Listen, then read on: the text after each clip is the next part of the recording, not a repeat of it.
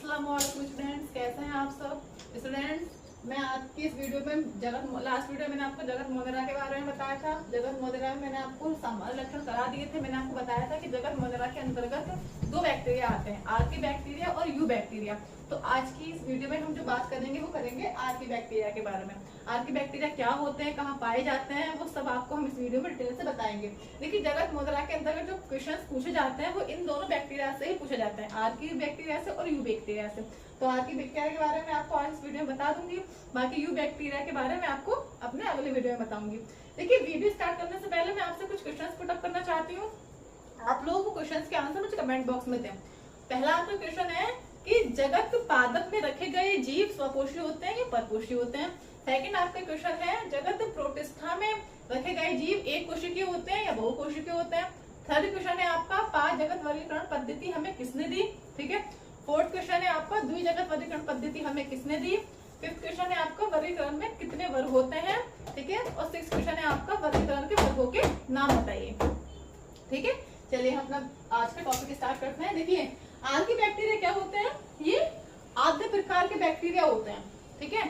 आद्य प्रकार के बैक्टीरिया होते हैं जो प्रतिकूल वातावरणीय परिस्थिति में पाए जाते हैं। ये ऐसी जगह पाए जाते हैं जहाँ जीवन संभव नहीं है, जहाँ की जो परिस्थिति होती है वो बहुत ज्यादा प्रतिकूल होती है, बहुत विरल परिस्थिति होती है, वहां पर ये बैक्टीरिया पाए जाते हैं। अभी मैंने आपको बता दी कि कहाँ पाए जाते हैं, ये विरल परिस्थिति में पाए जाते हैं, ठीक है, जहाँ पर जीवन संभव नहीं है। ये तीन प्रकार के होते हैं, हेलोफिल्स, थर्मोएसिडोफिल्स और मीथेनोजोन। तीन प्रकार के बैक्टीरिया होते हैं, ठीक है। तो पहले बात करते हैं हम थर्मोफिल्स के हेलोफिल्स के बारे में।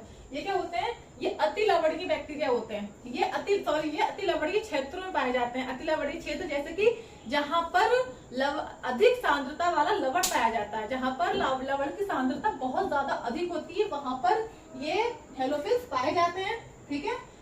इनके जो एग्जाम्पल होते हैं वो कौन कौन से होते हैं, होलोबैक्टीरिया और होलोकोकस, ये इनके एग्जाम्पल होते हैं। सेकंड है आपका थर्मोएसिडोफिल्स। ये कहाँ पाए जाते हैं, ये गर्म झरनों में पाए जाते हैं जहाँ का टेम्परेचर 80 डिग्री से 90 डिग्री के बीच में 80 डिग्री से 100 डिग्री के बीच में होता है।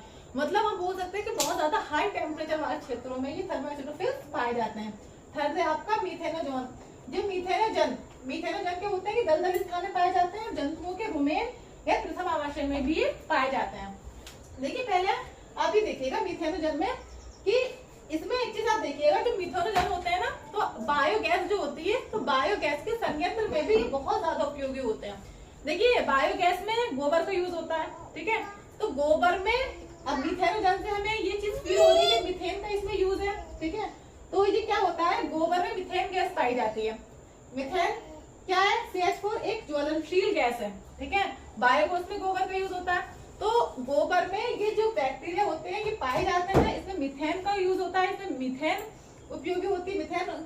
तो ये जो मीथेन है एक ज्वलनशील गैस है, इसी के कारण गोबर की आपने देखे होंगे कंडी बनती है या उपले बनते हैं, वो जल जाते हैं। उसको सुखाने के बाद अगर उसको हम जलाएं तो वो जल जाते हैं। और बायोगैस में भी गोबर का यूज होता है, इसलिए वो जलती है, क्योंकि मीथेन क्या है, एक ज्वलनशील गैस है, इसी के कारण गोबर के उपले, गोबर की कंडी जलती है।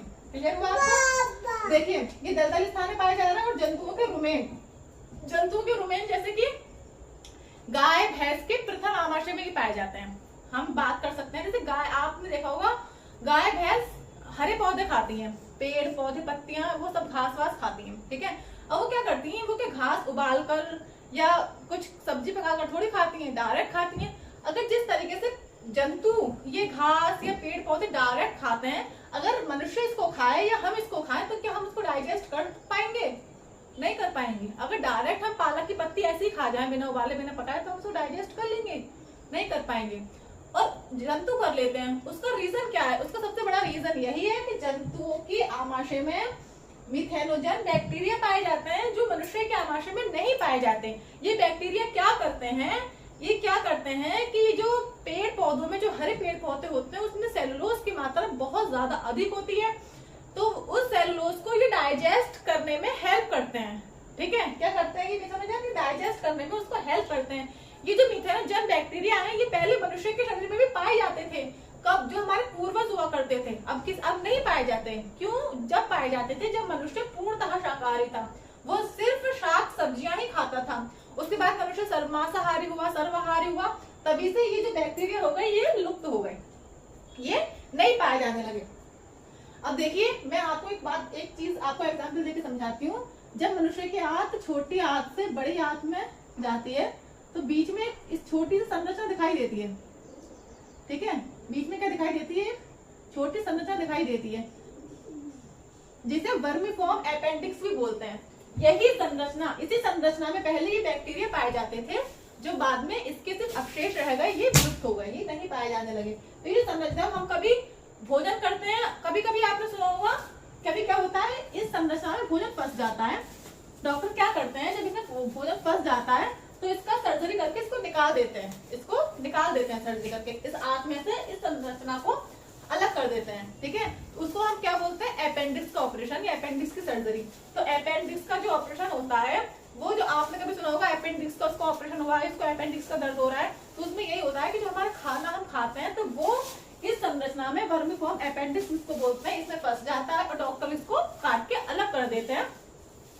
वो क्यों अलग कर देते हैं? क्योंकि पहले ये यूजफुल थी, जब हमारे पूर्वज के टाइम में यूजफुल थी, क्योंकि इसमें क्या था, ये सेलुलोज का पाचन करने में हमारी हेल्प कर रही थी। अब सेलुलोज का हम कभी कोई डायरेक्ट हरी सब्जी हम खाते, और अभी इसमें हमें बैक्टीरिया जो इसके जो मिथेनोजन के बैक्टीरिया है वो अब नहीं है, अब हमारी आंत में ये बैक्टीरिया नहीं पाए जा रहे, तो इसलिए इसका भी कोई भी काम ऐसा नहीं है, इसलिए डॉक्टर इसको अलग कर देते हैं, ठीक है।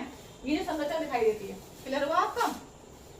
ये आपके 3 टॉपिक क्लियर हुए, ठीक है। चलिए हम आर्की बैक्टीरिया के बारे में थोड़ा लिखते हैं, उसके बाद हम अगली वीडियो में आपको पढ़ाएंगे यू बैक्टीरिया, ठीक है। तो आप हेडिंग डालेंगे आर्की बैक्टीरिया और हेडिंग में आप लिखेंगे इसके सदस्य पृथ्वी पर होने वाले प्रथम जीव माने जाते हैं, संरचना में जीवाणु के समान होते हैं, यू बैक्टीरिया की तुलना में इनमें अंतर होता है जो निम्न है।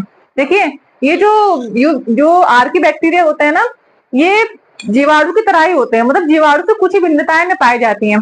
जो जगत मोहनरा में 3 चीजें पाई जाती हैं, माइकोप्लाज्मा, जीवाणु और नीलहरित शैवाल, ठीक है।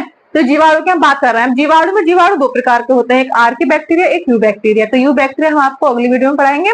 तो इसमें क्या होता है, ये आर्की बैक्टीरिया यू बैक्टीरिया से थोड़ी डिफरेंस होते हैं, थोड़े से भिन्नता रखते हैं, ठीक है। लिखेंगे यू बैक्टीरिया की तुलना में इनमें अंतर होता है जो निम्न है। पहला अंतर लिखेंगे आप, इनकी कोशिका भित्ति प्रोटीन नॉन सेलुलोजी पॉलीसेकेराइड्स की बनी होती है। दूसरा लिखेंगे इनकी कोशिका झिल्ली में लिपिड के शाखित श्रृंखलाएं होती हैं जो इनको वातावरण के अत्यधिक ताप तथा अम्लीय परिस्थितियों में बिना हानि के जीवित रहने में समर्थ बनाती हैं, ठीक है।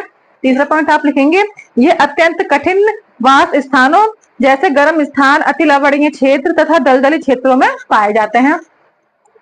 चौथी आप लिखेंगे आर्की बैक्टीरिया को निम्नलिखित 3 घंटों में विभाजित किया गया है। पहला आप लिखेंगे मिथेनोजन, इसमें लिखेंगे यह दलदल वाले स्थानों पर पाए जाते हैं।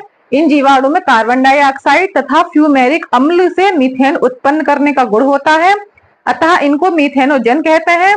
कुछ जीवाणु जंतुओं के प्रथम आमाशय में जैसे सहजीवी के रूप में पाए जाते हैं।